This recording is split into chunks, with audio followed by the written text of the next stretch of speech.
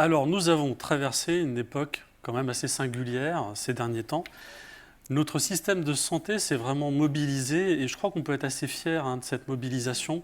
Moi, j'ai suivi au quotidien l'actualité d'Elsan, par exemple, et de plein d'établissements de santé sur le territoire, avec une mobilisation singulière, historique, très probablement.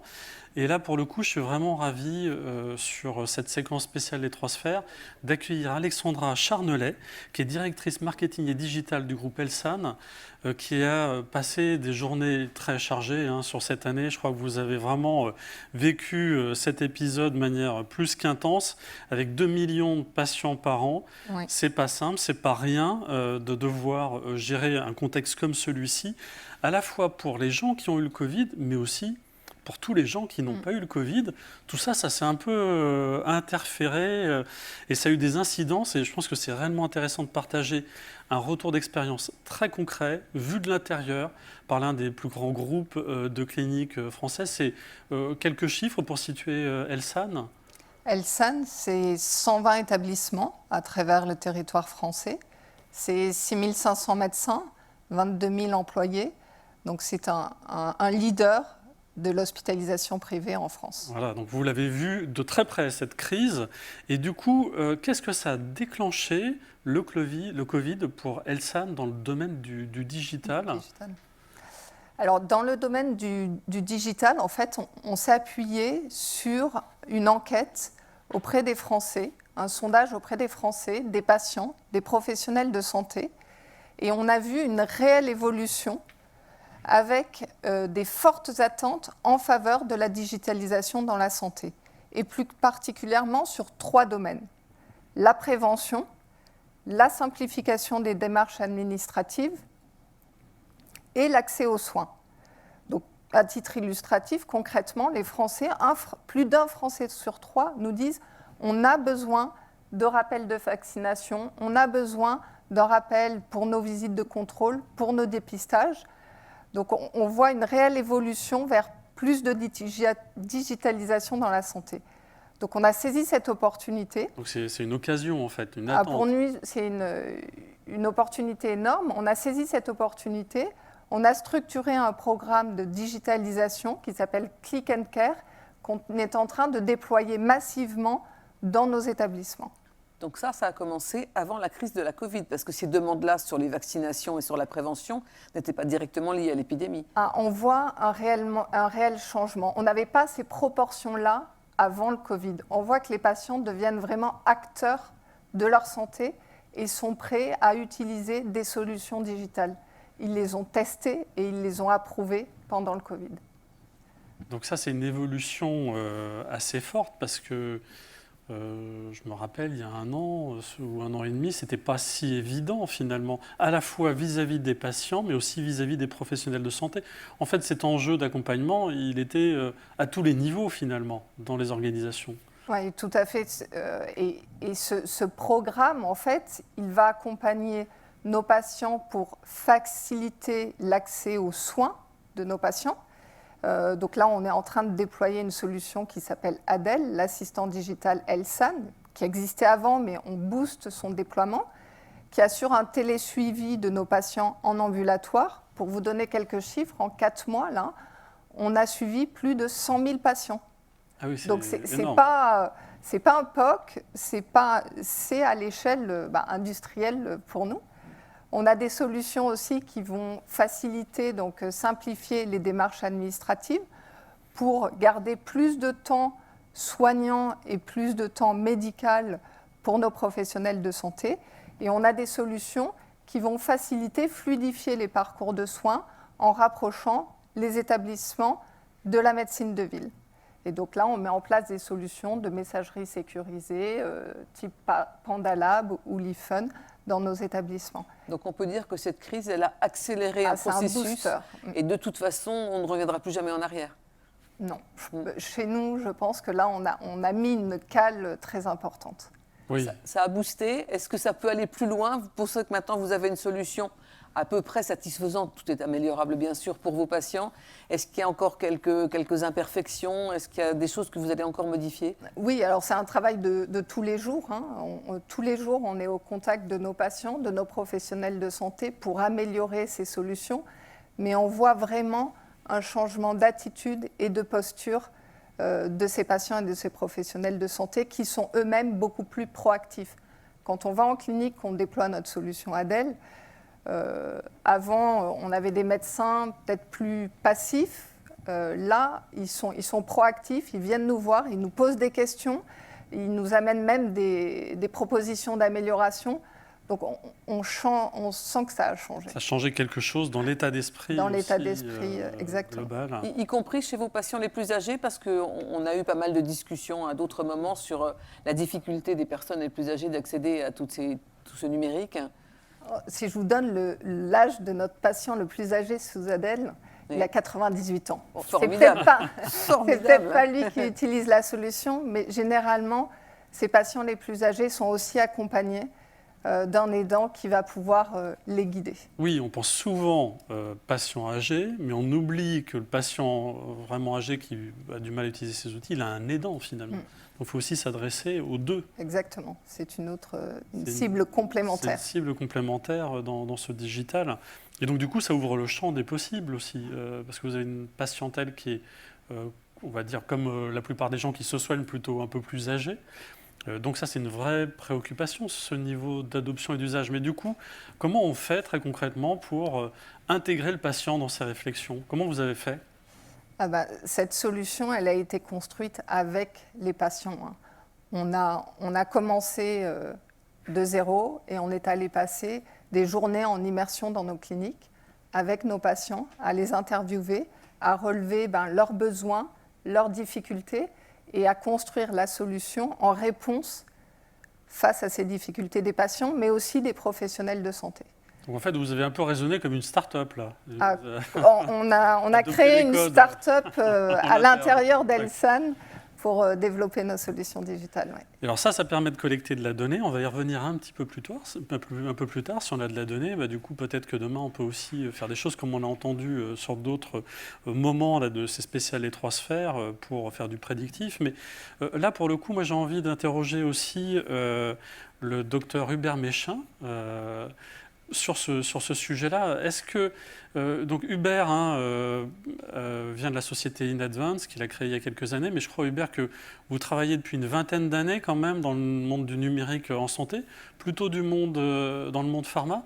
Je serais intéressé pour avoir un peu le parallèle finalement. Là, on a vu qu'il y avait cette accélération dans le monde de la clinique. Finalement, on a vu, si ça dure depuis 20 ans, toute cette réflexion, ça ne s'est peut-être pas accéléré pendant 20 ans. Du coup, où est-ce qu'on en est, on va dire, plutôt dans ce monde de la transformation du digital, plutôt du côté du monde des pharma, par exemple? Est-ce qu'on a aussi observé ce phénomène d'accélération? Et peut-être en quelques mots, peut-être resituer aussi ce que vous avez fait. Merci. Alors déjà, désolé de ne pas être avec vous parce que Covid à J+11, je suis encore consigné à domicile, on va dire. Mais c'est vrai que je rejoins les propos. Cette crise a permis aussi d'accélérer beaucoup de choses et de dématérialiser, et notamment les essais cliniques. On a eu une période un peu particulière où tous les essais cliniques étaient en cours, menaçaient de s'arrêter parce que les patients ne pouvaient plus venir dans les hôpitaux, parce que les moniteurs d'études ne pouvaient plus monitorer les études et rencontrer les investigateurs. Et les outils pourtant existent. Et on a pu effectivement mettre en place très rapidement un certain nombre d'outils de dématérialisation des essais cliniques. Et là aussi, je pense qu'on ne reviendra pas en arrière. Les autorités régulatrices ont pris conscience de l'importance de la chose, de faire signer par exemple un patient un consentement en ligne ou de faire un télé-monitoring des patients, un suivi à distance avec des outils très simples, tels que celui qu'on utilise en ce moment, sauf que l'important dans ce genre de choses, c'est absolument d'avoir une sécurisation, une confiance dans l'utilisation, puisqu'on traite des données de santé et que donc les outils doivent passer par des processus sécurisés. Il se trouve qu'on a la chance d'être en France, dans un pays où cette notion de sécurité informatique est très importante, et donc c'est vrai qu'on a vu beaucoup de choses s'accélérer sur le plan digital par rapport à ça. Les industriels de l'industrie, enfin les industries pharmaceutiques sont habitués effectivement à collecter des données, mais c'est vrai qu'on a pu assister à des opérations de dématérialisation de cette collecte de données. Et c'est vrai que c'est très très important. On va le voir maintenant très vite avec les vaccins. Ça va être un formidable exemple puisque ces vaccins Covid, comme vous le savez, ont été développés très rapidement et donc il va y avoir un renforcement de la collecte de données de sécurité post-vaccination et on va justement devoir déployer des solutions pour que les patients puissent répondre à des questionnaires et déclarer des effets indésirables potentiels avec les vaccins. Est-ce que, tout ça va passer par du digital. Est-ce que toute cette phase 4, comme on dit, pour les vaccins, sera mondiale? Est-ce qu'on aura la chance d'avoir des résultats dans tous les pays en même temps? Parce que vu le nombre de vaccins qui arrivent sur le marché, ça serait bien de... Est-ce que vous pensez que ce sera possible d'avoir une comparaison de pharmacovigilance des uns et des autres? Alors, mondial, je ne sais pas, mais en tout cas, ce qui est sûr, c'est que la pharmacovigilance, elle est européenne, puisque les obligations incombent à tous les pays d'Europe, les 27, qui ont un système centralisé de pharmacovigilance. Donc, au moins à l'échelon européen, il va y avoir des mesures qui seront obligatoirement prises par les fournisseurs de vaccins pour se mettre en situation de collecter des données de manière très, très proactive, encore plus. Et on va connaître un peu ce qu'on a connu pour la vaccination H1N1 en 2009, qui a eu lieu dans des conditions qui sont assez similaires à ce qu'on va connaître probablement l'année prochaine en France, avec des endroits de vaccination multiples et variés, et donc la nécessité de pouvoir enrôler les patients dans des programmes de suivi de tolérance. Et forcément, ça va faire appel au digital pour faciliter les choses. Mais du coup, Hubert, ça va générer des volumes de données, mais juste incroyables, parce que si on raisonne national, si on raisonne européen, on peut imaginer qu'on va quand même vers des campagnes de vaccination massive. Ça va générer des volumes de données qu'on n'a jamais vus avant. On va être en capacité de pouvoir traiter toutes ces données? Oui. Alors, au niveau des agences européennes, je ne peux pas répondre, mais au niveau des industriels du médicament, ils sont en capacité, ils gèrent déjà des données gigantesques. Et aujourd'hui, on a des techniques analytiques, y compris d'intelligence artificielle, d'ailleurs, pour traiter ces données-là. Donc, je ne suis pas inquiet au regard des capacités industrielles. Après, est-ce que les agences du médicament dont on peut penser qu'elles ne sont pas forcément complètement équipées vont être en mesure de les traiter? Je ne sais pas. Mais en tout cas, les industriels et les laboratoires pharmaceutiques qui vont commercialiser les vaccins sont en mesure, c'est sûr. Donc il existe des outils aujourd'hui pour le faire très concrètement. On n'est pas dans de la théorie. C'est-à-dire que si j'ai ces gigas, ces téras, ces pétas, ces volumes de données, aujourd'hui, en Europe, on n'est pas obligé d'aller sur des plateformes outre-Atlantique pour leur donner les données pour les traiter, très concrètement. Non. En plus, on est en France où je rappelle, on a une base de données gigantesque qui s'appelle le SNDS, avec 67 millions de Français qui sont donc enregistrés dans cette base et qui, depuis 3 ans maintenant, est accessible pour faire des projets de recherche avec un intérêt de santé publique. Et donc, on sait analyser des téraoctets, des pétaoctets, avec des outils de data science souverains et de data visualisation qui sont totalement souverains, bien sûr. Ouais, parce que c'est un des sujets qui a beaucoup animé les débats. On a vu que c'était plus tabou maintenant de parler de souveraineté, dont beaucoup d'acteurs y vont. Et du coup, vous, comment vous voyez la chose côté Elsan? Est-ce que c'est une inquiétude ou une opportunité, toutes ces données qui maintenant circulent dans vos autoroutes? On a parlé de chiffres d'usage qui s'envolent au travers de vos applications et de vos systèmes. Du coup, c'est une crainte ou une opportunité? Alors, il y a plusieurs lectures, la vôtre, le patient, le professionnel de santé. Alors, nous, c'est un sujet qu'on prend en compte de façon très... on est très vigilant là-dessus. Les données des patients, c'est très important, c'est des données de santé. Donc, on s'allie avec des grands comme avec DocaPost pour héberger ces données de façon vraiment sécurisée et de gérer les données de façon éthique. Ça, c'est un problème, un sujet de tous les jours et qui est une opportunité, mais Encore plus maintenant, en fait. Oui, exactement. Mais moi, je reviens juste sur la pharmacovigilance avec vous deux. C'est que la pharmacovigilance, elle a une vraie utilité quand les déclarations à la base sont bonnes. Quand on voit par exemple l'expérience russe du vaccin actuellement, de Sputnik 5, comment pourra-t-on s'assurer que les résultats de ce qu'on va obtenir sont bons? Et de même, dans un de vos établissements, il n'y a pas une rivalité de temps en temps qui pourrait inciter certains à sous-déclarer un petit peu quelques effets de pharmacovigilance ou parce qu'il y a effectivement cette compétition autant au grand niveau pour les vaccins et autant dans les équipes médicales. Alors, je vais laisser répondre monsieur, si c'est possible, sur la partie pharmacovigilance. Monsieur Méchain. Les systèmes sont en place depuis des années, et aujourd'hui, pour tous les médicaments, mais ça va être encore plus vrai pour le vaccin, le meilleur acteur, ça va être le patient lui-même, en fait. Parce que c'est vrai que je vous rejoins dans la mesure où sur le fait que les médecins, les professionnels de santé en général, on va dire, et les médecins en particulier, sont peu enclins à déclarer un effet indésirable. En revanche, les patients le font très bien et savent le faire. Et le patient, c'est le propre historien de sa maladie, donc c'est lui qui sait exactement tel effet secondaire, si c'est lié à tel ou tel médicament. Et donc c'est en déployant des outils, notamment numériques, qui permettront aux patients vaccinés de déclarer un effet indésirable qu'on va pouvoir recueillir la donnée. Et c'est comme ça que je pense sont en train de s'organiser les laboratoires qui vont commercialiser. Mais sauf dans certains États où ils n'ont peut-être pas totalement la liberté de s'exprimer, les patients, mais ça c'est un autre problème malheureusement. Oui, alors je ne répondrai pas pour la Russie parce que je ne connais pas le système, mais en tout cas en France, en Europe et on va dire aux États-Unis ou en Asie, dans les pays dont on parle ici, le système est largement mis en place. Aux États-Unis, par exemple, la moitié des déclarations d'effets indésirables proviennent des patients eux-mêmes. On s'y est mis un peu tard en France, ça fait à peine 10 ans que les patients déclarent. Mais je suis convaincu que c'est ça l'avenir, en fait. C'est le patient lui-même qui... Mais ça, c'est le pari que vous avez fait, vous, Elsan, aussi également. Redonner du pouvoir à l'utilisateur. C'est pas neutre dans votre organisation, dire, finalement, je vais permettre au patient de remonter de l'information vers ma clinique. Que le patient soit acteur.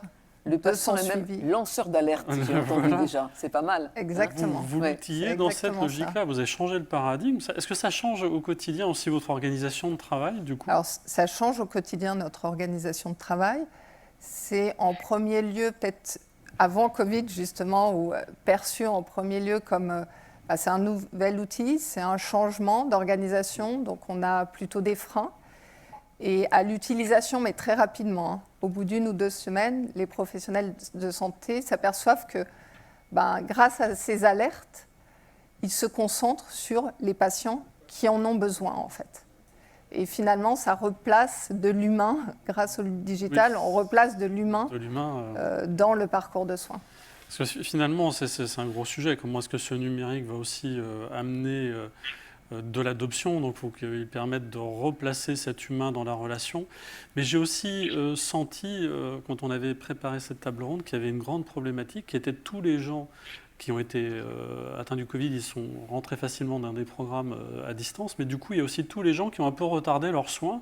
Et je crois que ça, c'est un vrai enjeu, maintenant, de faire tout ce rattrapage. Donc on va devoir à la fois gérer le Covid, les vaccins, et puis en même temps, faire tout ce rattrapage. Comment vous allez gérer ce casse-tête ?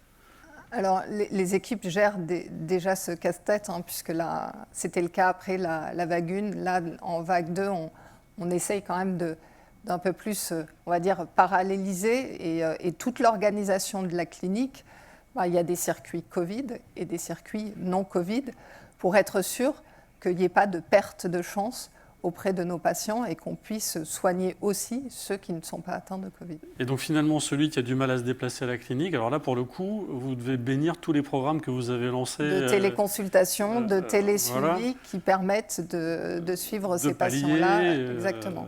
Comme s'ils étaient, peut-être pas comme s'ils étaient à la clinique, mais en tout cas, c'est une réponse très concrète. Exactement. Donc finalement, cette vision qui est de dire, même si j'ai une logique de multi-établissement, de construire ces autoroutes de l'information, Finalement, c'est un pari que vous avez lancé il y a quelques temps, mais aujourd'hui, très concrètement, c'est une aubaine dans le contexte auquel Tout on à est. fait. C'est une réalité et c'est une aubaine dans le contexte dans lequel on est, puisque c'est des outils qui sont utilisés et de plus en plus utilisés à la fois par nos patients et nos professionnels de santé. Et Hubert, du coup, dans le monde de la pharma, on observe la même logique, c'est-à-dire finalement, on accélère tous ces grands programmes. Est-ce que ces pharma les accélèrent seuls ou est-ce qu'ils rentrent aussi dans des logiques, on va dire, d'alliance pour amplifier cette capacité de transformation digitale? Non, ils ne sont pas seuls. Il y a de plus en plus d'alliances, effectivement, et notamment des partenariats avec le public et les grandes sociétés savantes ou académiques qui traitent des données de santé, en fait. On est en train de réaliser qu'on a intérêt à mettre en commun toutes les données qui sont existantes à travers des plateformes sécurisées où on peut gérer des téraoctets avec des outils innovants d'analyse et le public, les entrepôts de données hospitaliers ou les instituts de recherche type INSERM ou autres sont des vrais porteurs de projets et de bases de données. Et il y a des intérêts communs avec les industriels des médicaments, mais aussi des produits de santé, des dispositifs médicaux. Donc il y a de plus en plus de projets de partenariat qui s'opèrent. Et on a en plus un tissu en France favorable avec d'une part un encadrement réglementaire qui est très fléché et qui est plutôt positif, avec notamment les lois, les différentes lois successives santé et qui ont permis d'ouvrir les données de santé, alors avec des verrous bien sûr sur l'intérêt de santé publique qui est toujours prédominant derrière, mais il y a beaucoup d'initiatives qui sont prises. Merci beaucoup. Et oui, on arrive donc à cette conclusion, un mariage de raison entre les systèmes de santé, les données. On voit que ce n'est pas qu'un mariage de raison, c'est aussi une opportunité. Donc merci pour cet échange et cette table ronde.